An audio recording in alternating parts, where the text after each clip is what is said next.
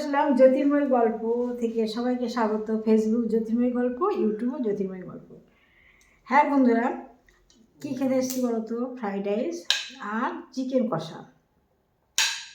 2 piece chicken কষা নিয়েছি, আর fried rice নিয়েছি, আর আলু নিয়েছি 2 পিস। আজকে রান্না দারুণ হয়েছে। আমি করিনি, আমার মেয়ে করেছে।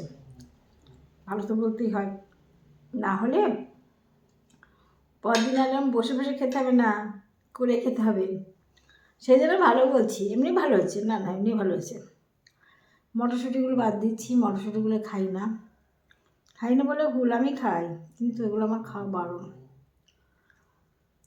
কোনো কিছু দানা খাওয়া বারণ, কোনো কিছু দানা আমি খাই না, এমনকি ডালও খাই না যেন।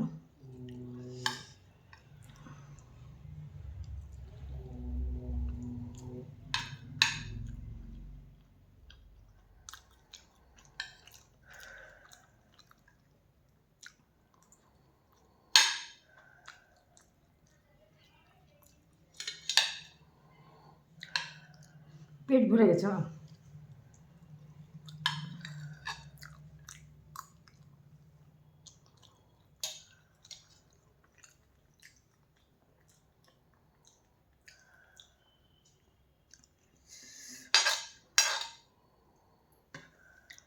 আমি এতক্ষণ গেছিলাম ঠাকুরনগর গির্জায়, জানো।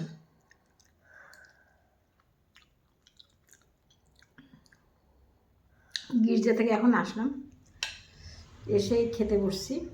খেয়ে আমার পেট ভরে গেছে। মেয়ে জানে না জায়ফলগুলো গুঁড়ো করে দিতে হবে।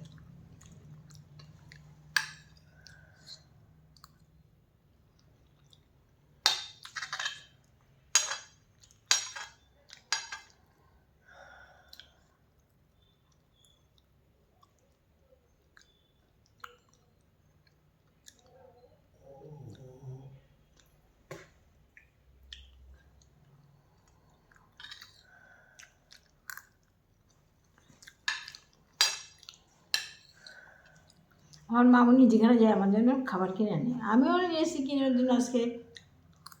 আমিও যেখানে যাই ওই জন্য খাবার আনি। কী বলো তো, আজকে নিয়ে এসেছি ভাপানো পিঠে। ওইটাই নিয়ে এসেছি আজকের জন্য কিনে। কালকে গেছিলো আমার জন্য নিয়ে এসছে কলেজ থেকে। ভিজানো পিঠের স্টল দিয়েছে, কুড়ে পিঠের স্টল দিয়েছে। আমার জন্য ভিজানো পিঠে নিয়ে এসছে। পিঠের মতো পিঠে, জানো, ওই পিঠেটা খেতে খুব ভালোবাসি। পুরো কাস্তে পারা পিঠে, ভিজেছে, পুরো ছড়িয়ে গেছে, বুঝেছো।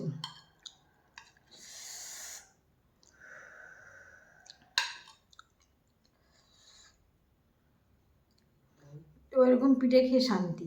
আমি তো করে খেতে পারি না, কাস্তে পারা পিঠে ভালোই পারি না করতে।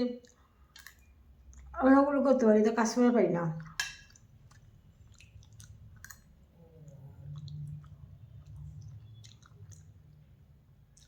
আজকে আমি এই জন্য নিয়ে এসেছি ভাপানো পিঠে। ঠিক আছে বন্ধুরা, রাখলাম আজকে ভিডিওটা। ভালো থেকো, টাটা, বাই।